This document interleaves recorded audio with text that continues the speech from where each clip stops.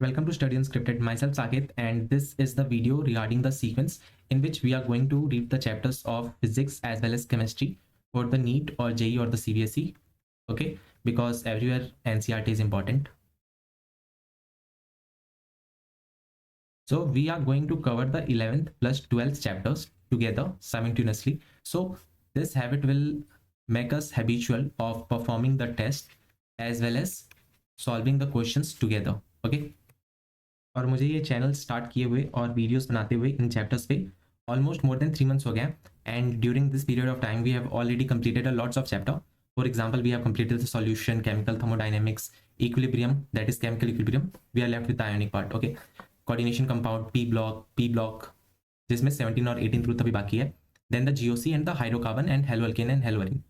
And we are left with the certain chapters, so we are going in a sequence to complete all these chapters, and it is very important to know what is the weightage of these chapters. So we will refer NEET 2024 कि किस chapter में से कितने question पूछे गए थे और किन की कितनी इंपॉर्टेंस है. And if you have given NEET और जेई, अभी जो कुछ साल के जो ट्रेंड है, it is 100% from the NCERT book. So it is your prime duty to first complete this book. It's in text questions. अगर टाइम मिले तो एग्जाम्पलर क्वेश्चंस भी, then to refer other books. Okay, and PYQs वो भी बहुत ज़्यादा important है. सो अब इसके वेटेज मैं लिख दे रहा हूँ. इनका वेटेज कुछ ऐसे था कि मोल कॉन्सेप्ट से 2 क्वेश्चन थे, केमिकल बॉन्डिंग से 3, इलेक्ट्रोकेमिस्ट्री से 2, रेडॉक्स से 1. यू कैन रीड और यहाँ पे देख सकते हो कि किससे कितने रिस्पेक्टिव क्वेश्चन थे. तो वी हैव ऑलरेडी कंप्लीटेड जो सर्टेन चैप्टर्स को हमने कर रखा है.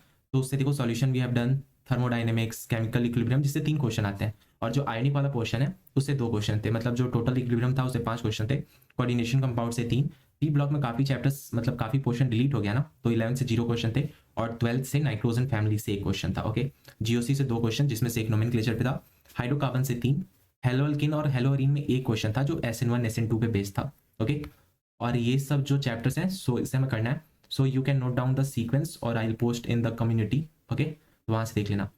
सो this will be the only sequence जिसको हम फॉलो करेंगे, and will try to do 1 lecture every day. मतलब in a week I will try to deliver 5 to 6 lectures, and almost 1 से लेकर 3 लेक्चर्स तक होंगे एक चैप्टर को कवर करने के लिए. ओके, कोई चैप्टर्स जो अराउंड 15 पेजेस के होंगे उसमें 1 लेक्चर लगेगा, जो 30 पेजेस के जो चैप्टर होंगे 2, और जो 40 पेजेस से ज़्यादा का होंगे उनमें 3 लेक्चर्स लगेंगे. Okay, so this will be the only sequence, you will check it. Okay, so what is the sequence for physics. तो फिजिक्स में जो सबसे ज़्यादा इंपॉर्टेंट रहता है वो रहता है 12th क्लास का NCERT book. And also from class 12th physics में 29 क्वेश्चंस थे आउट ऑफ 50, जिसमें मैं ऑप्शनल क्वेश्चन को भी काउंट कर रहा हूँ. So almost 29 questions only from NCERT book of class 12 थे, और जो 21 क्वेश्चन जो लेफ्ट आउट है वो क्लास 11 से थे. सो इसका जो इंपॉर्टेंस है NCERT बुक का वो कुछ ऐसे कि सबसे इंपॉर्टेंट इसमें मॉडर्न फिजिक्स के चैप्टर्स होते हैं, like dual nature, atom, nuclei. जो सेकंड इंपॉर्टेंट है वो ऑप्टिक्स के होते हैं, जिसमें ray optics and wave optics. और वेव ऑप्टिक्स तो सबसे ज़्यादा होता है बिकॉज इससे हर साल ही क्वेश्चन आते हैं theory based. Then magnetism important है, जिसमें हमने मैग्नेटिज्म एंड मैटर देखना है, electromagnetic induction and the alternating current, because एक चैप्टर जो मैग्नेटिज्म यूनिट का है हमने ऑलरेडी कवर कर रखा है. And we have to also do the electromagnetic waves और इलेक्ट्रोस्टैटिक पोटेंशियल, बिकॉज ये चैप्टर से थ्योरी वाले क्वेश्चन आते हैं. Okay, so we have also completed certain chapters in these 3 months. Okay, from the physics. तो उसमें हमने electric charge field, current electricity, moving charges in magnetism and the semiconductor, जिससे 3 question तक आते हैं. So after doing all this हमने अपना 12th का सिलेबस 100% कवर कर लिया through the NCERT. But what about class 11th? So in class 11th we have already completed the lectures of unit measurement, kinematics 1, kinematics 2, Newton's law of motion, work energy and power. So if we will get the time, we will cover the rest of the chapters of class 11th. Otherwise, class 12 से ही mainly जो theoretical questions create होते हैं वो होते हैं, वरना जो 11th से होते हैं तो वो पार्ट 1 वाले बुक्स होते हैं जिसको हमने ऑलरेडी कवर कर रखा है.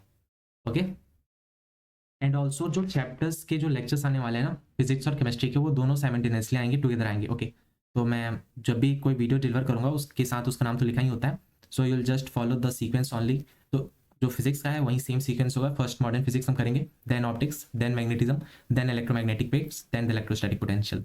और बाकी जो कंप्लीटेड पोर्शन है you can go and watch the lectures as per your requirement. So if any other question you can ask in the comment section. To like, subscribe and comment. Thanks.